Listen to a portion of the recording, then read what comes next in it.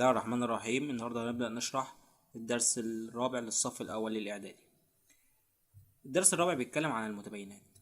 إيه هي المتباينة أو إيه هو مفهوم المتباينة؟ المتباينة هي جملة رياضية تتضمن علاقة تباين. دي كده معناها إيه؟ دي كده معناها أصغر من. طيب ودي كده معناها أكبر من. طيب دي كده معناها أصغر من أو يساوي. بسبب ايه؟ بسبب ان في شرط تحتيها. طب ودي كده معناها اكبر من او يساوي. طيب علشان اقرا المتباينه ببدا اقراها من على الشمال كده. طيب المتباينه زي كده عايز اقراها ايه؟ هبدا بالاكس. اكس قلنا دي علامه ايه؟ علامه اصغر من، فبقراها اكس اصغر من السبعة. طيب المتباينه اللي بعديها نقراها ازاي؟ نقول برضو اكس، بس هنا دي علامه اكبر من، فاكس اكبر من السالب 5. طيب المتباينة اللي بعد كده بنقول x أصغر من أو يساوي السالب 1. هنا x أصغر، هنا x أكبر من أو يساوي الصفر. هنا عايز أعرف أنا إزاي أعرف أكتب المتباينة. بيقول لي عبر عن كل موقف من المواقف التالية بمتباينة مناسبة. المثال الأول بيقول لي يشترط أن تقل كتلة حقيبة السفر عن 18 كيلو. كتلة الحقيبة أو المفروض إن أنا عشان لما أجي أسافر بتكون في وزن معين. إيه الوزن ده؟ إن هو لازم يكون أقل من 18. أقل من إيه؟ من 18. فكده معناها إن أنا مثلا لو فرضت إن كتلة الحقيبة هي الإكس، فالإكس كده هتبقى أصغر من 18. طيب أصغر من علامتها بالشكل ده، فكده الإكس أصغر من 18. طيب هنا المثال التاني بيقول لي يشترط أن يكون عمر الطفل 4 سنوات على الأقل. أقل حاجة 4، فهو ممكن يكون 4 أو أكتر. طيب 4 أو أكتر دي معناه إن هو أكبر من أو يساوي الإيه؟ الأربعة. فكده معناها إن الإكس أكبر من أو يساوي. أكبر من أو إيه؟ يساوي. طب ليه يساوي؟ علشان هو بيقول لي أقل حاجة 4، فهي ممكن تكون 4 أو ممكن أكتر من الأربعة، فالإكس أكبر من أو يساوي الإيه؟ الأربعة. المثال التالت عندي بيقول لي عدد إذا طرح من 4 أمثاله 5 كان الناتج أقل من 12. احنا كنا خدنا كلمة أمثال أو أضعاف معناها في. طيب أنا هنا بيقول لي العدد، أنت ما تعرفش إيه هو العدد، فأنا بفرض إن العدد ده كده اسمه إيه؟ إكس. طرح من 4 أمثاله 5. هطرح من 4 أمثال العدد. 4 أمثال العدد يعني 4 إكس. 4 إكس أعمل فيها إيه؟ هطرح منها 5، فهتبقى 4 إكس هنطرح منها 5. كان الناتج أقل من 12، يعني الناتج هيبقى أصغر من 12، فهنعمل علامة أصغر من 12. طيب المثال الرابع بيقول لي عدد إذا أضيف إلى ضعفه 3. هنضيف لضعف العدد ده أنا معرفوش برضو فبنسميه إكس. ضعف العدد معناها 2 إكس. أضيفة دي معناها إيه؟ معناها زائد. هضيف له كام؟ هضيف له 3، فيبقى زائد 3. كان الناتج أكبر من أو يساوي 7، يعني الناتج بتاعي هيطلع أكبر من أو يساوي. علامة أكبر من أو يساوي. أكبر من أو يساوي الكام؟ 7، يبقى أكبر من أو يساوي 7. في هنا عندي حاجة اسمها خواص التباين. إيه هي خواص التباين؟ خواص التباين أول خاصية عندي خاصية الجمع أو الإضافة. إيه هي خاصية الجمع أو الإضافة؟ أنا هنا المفروض إن 5 أكبر من 3، دي حاجة احنا عارفينها. طيب ايه هي خاصية الجمع؟ خاصية الجمع دي بيقول لي ايه؟ ان انت مثلا لو جيت هنا ضفت للعدد ده 2، زودت هنا 2 وزودت برضو للتلاتة 2، ايه اللي يحصل؟ العدد ده برضو هو هيفضل الايه؟ الكبير. اول خاصية عندي ان انا مثلا بيجي يقول لي لو عندي ايه اكبر من البي، هنضيف للايه مثلا رمز زي السي او قيمة زي السي مثلا، وهنضيف برضو نفس القيمة للبي. مين اللي هيفضل كبير؟ الايه هي اللي هتفضل كبير. فيبقى عندي اول متباينة بتقول لي ان الايه زائد سي هتبقى برضو اكبر من البي زائد السي. ان انا هنا ضفت نفس القيمة مرة للبي ومرة للسي، فالكبير فضل الكبير زي ما هو.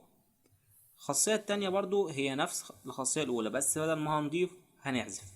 أنا هنا مثلا عندي الخمسة أكبر من التلاتة، بس بدل ما هنضيف للخمسة لأ، أنا دلوقتي هنعمل إيه؟ هنحذف من الخمسة، هطرح منها مثلا 2، وهطرح نفس القيمة من هنا.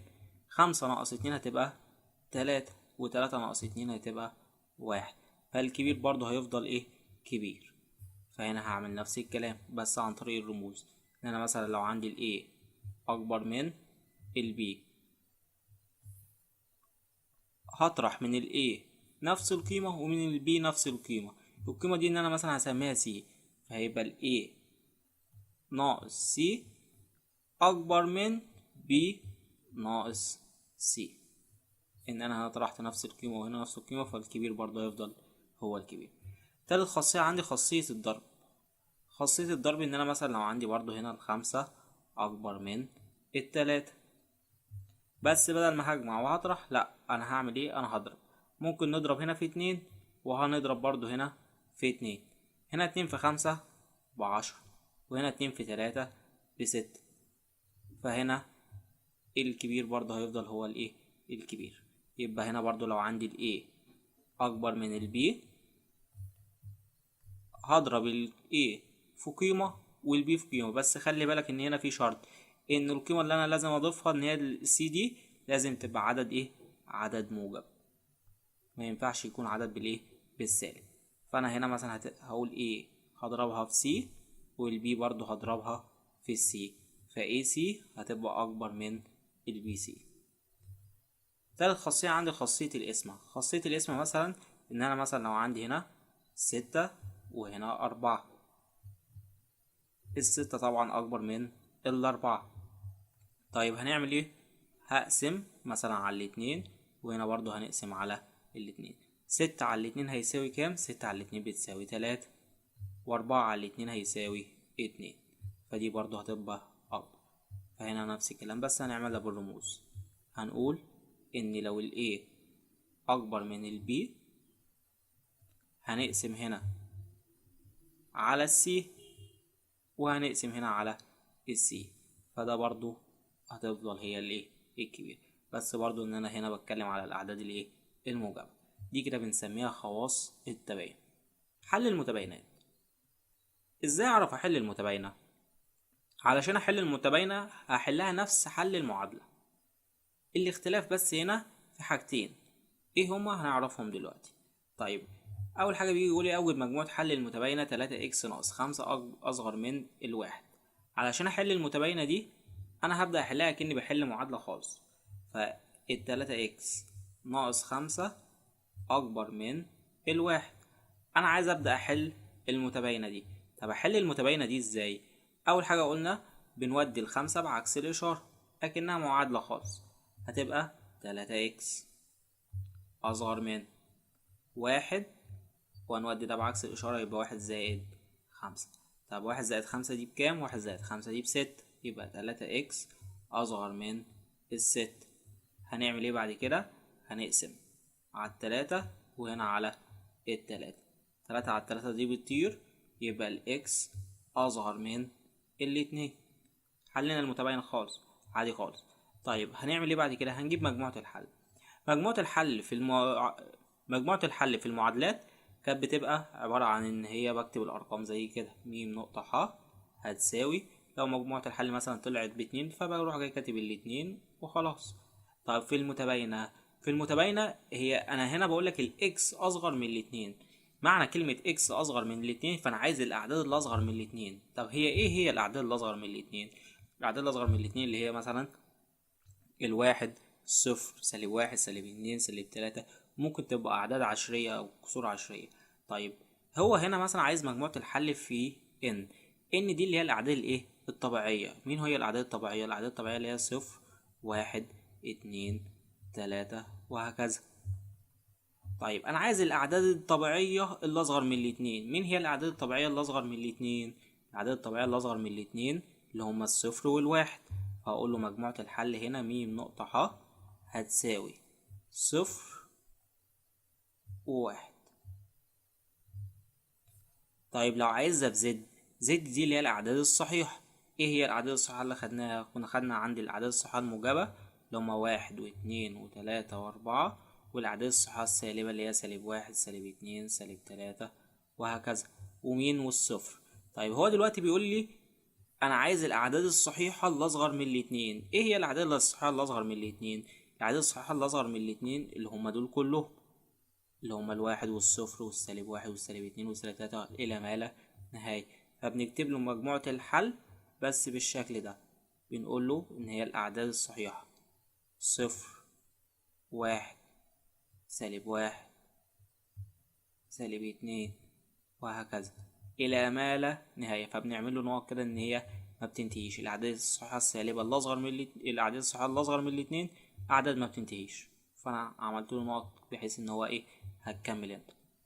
طيب لو في كيو، ايه هي الاعداد النسبيه؟ احنا عارفين ان الاعداد النسبيه دي هي الاعداد اللي هي الكسور او الارقام العشريه، بس انا مش هعرف اقول لهم لان هو عددهم لا نهائي. يعني ما بين الواحد وما بين الاتنين في عدد لا نهائي من الارقام العشريه هنا، اللي هي واحد واتنين من عشرة، واحد وتلاتة من عشرة، واحد وخمسة وعشرين من مية وهكذا. طب دول انا مش هعرف اعدهم. طيب بنكتبها له ازاي؟ بنكتبها له بحاجه اسمها الصفه المميزه. ايه هي الصفه المميزه؟ الصفة المميزة دي هي حاجة ثابتة. طيب بنكتبها له ازاي؟ نقول له مجموعة الحل م نقطة ح هتساوي، ونعمل قوس المجموعة. بقول له اكس حيث اكس، دي بنقراها ايه؟ حيث اكس، حيث الاكس ينتمي للكيو. ان هو الاكس ده اللي هي الحل بتاعك، والاكس ده عدد ينتمي للكيو. طيب الاكس ينتمي للكيو، مين هو برضو الاعداد؟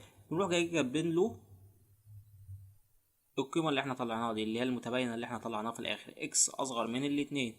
هنعمل فاصلة صغيرة كده واقول له اكس اصغر من الاتنين، وتبقى كده خلصت. امتى اعمل الحركة دي؟ لما يقول لي هات لي مجموعة الحل فين؟ في الكيو. طيب تعال نشوف برضو المثال اللي بعديه ونفهم اكتر. اول مثال بيقول لي اوجد مجموعة الحل بس فين؟ في زد. تمام، هنبدأ نحل المتباينة دي عادي. اول حاجة هتخلص من الحد. مين هو الحد هنا؟ خلي بالك ان الحد هنا الاربعة، هو مبدل لي الاربعة والسالب اتنين اكس، فانا هودي الاربعة بعكس الاشارة. ايه اللي هيبقى لي هنا؟ هيبقى لي اتنين اكس، ومنساش الايه؟ السالب، فهتبقى سالب اتنين اكس اصغر من او يساوي الكام؟ الاتنين. وقلنا هودي دي بعكس الاشارة، الاربعة دي اشارتها موجب، هوديها اليمة التانية بالايه؟ بالسالب، سالب اربعة. اتنين ناقص أربعة هيدينا سالب اتنين، فيبقى سالب اتنين اكس أصغر من أو يساوي السالب اتنين. هنعمل ايه بعد كده؟ هنقسم على المعامل. طب المعامل هنا كام؟ المعامل هنا سالب اتنين، فأنا هقسم على السالب اتنين، ونقسم برضو هنا على السالب اتنين. سالب اتنين على السالب اتنين دي بتطير، فهيبقى لي الاكس. طيب وسالب على سالب بموجب، واتنين على الاتنين فيها الواحد. بس خلي بالك هنا انا قلت لك عندي في حاجتين بيتغيروا، في فرق بين المعادلة والمتباينة. الفرقين دول اول فرق ان مجموعة الحل. طب الفرق التاني ان انا لما اجي اقسم على عدد سالب، زي هنا مثلا انا قسمت هنا على الكام؟ على السالب اتنين. لما تقسم على السالب علامة التباين دي بتتغير، لو هي اصغر من او يساوي هخليها اكبر من او يساوي. وما تنساش دي عشان دي مهمة. او بعملها امتى؟ لما اقسم على عدد سالب زي السالب اتنين، غيرت علامة التباين على طول، بدل ما هي أصغر من أو يساوي خليتها أكبر من أو يساوي. بعد كده بنكتب مجموعة الحل م نقطة ح. هو بيقول لي إكس أكبر من أو يساوي الواحد. إيه الأعداد اللي أكبر من أو تساوي الواحد؟ طالما في علامة يساوي يبقى هناخد الواحد معانا، فهتبقى واحد. طب وإيه تاني؟ والاتنين. إيه تاني؟ تلاتة، أربعة، إلى ما لا نهاية. فبعمل له نقط إن أنت هتكمل. تعال نشوف المثال اللي بعديه برضو. تلاتة مضروب في خمسة اكس ناقص ستة أكبر من الاتناشر. أول حاجة أنا عندي طريقتين للحل. قلنا أنا ممكن نقسم على المعامل اللي هو التلاتة ده، أو ممكن نضربه في القوس. فأنا ممكن أضربه في القوس هنا، هيبقى تلاتة في خمسة بخمستاشر اكس ناقص تلاتة في ستة بتمنتاشر أكبر من الاتناشر. ونبدأ نحل المتباينة عادي. أول حاجة هنعمل لها ايه؟ هودي ال18 بعكس الإشارة، فهيبقى 15 x أكبر من 12 زائد 18. 12 زائد 18 كام؟ 30. هنعمل ايه بعد كده؟ هنقسم على ال15 وهنا على ال15، يبقى الإكس أكبر من 30 على ال15 هيساوي كام؟ هيساوي 2. هكتب مجموعة الحل م نقطة ح هتساوي ايه الأعداد اللي أكبر من الاتنين؟ اللي أكبر من الاتنين هي التلاتة والأربعة والخمسة وهكذا، فهيبقى التلاتة والأربعة والخمسة إلى ما لا نهاية. نقفل قوس المجموعة. مثال رقم 3 بيقول لي 5x ناقص 1 أصغر من أو يساوي 2 مضروب في x زائد 2. هنا هنعمل نفس الكلام. أول حاجة بس هنضرب الاتنين دي في القوس، فهضربها مرة في الإكس ومرة في الاتنين، هيبقى 5x زائد 1 أصغر من أو يساوي 2 في x 2x. طب 2 في 2 ب4 يبقى زائد 4. هنا عندي 5 إكسات وهنا إكسات، قلنا بنجيب الإكسات مع بعض والأرقام إيه مع بعض. ومنساش إن أي حاجة بنقلها من طرف لطرف تاني بعكس الإشارة، فهتبقى 5x هنجيب دي بعكس الإشارة، ال2x إشارتها بالموجب هوديها اليمة التانية بالإيه؟